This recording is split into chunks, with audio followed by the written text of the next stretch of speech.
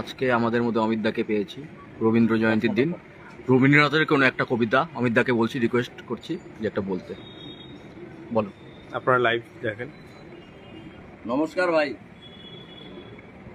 তো আজ রবীন্দ্রনাথ ঠাকুরের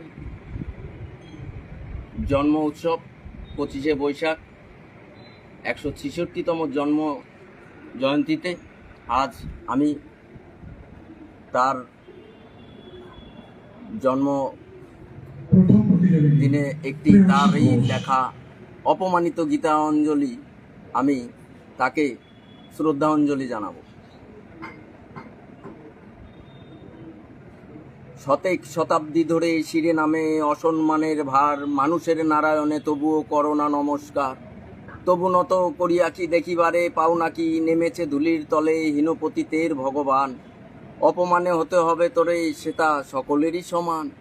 দেখিতে পাও না তুমি মৃত্যু দূত দাঁড়িয়ে আছে দ্বারে, অভিশাপ আঁকি দিল তোর জাতির অহংকারে।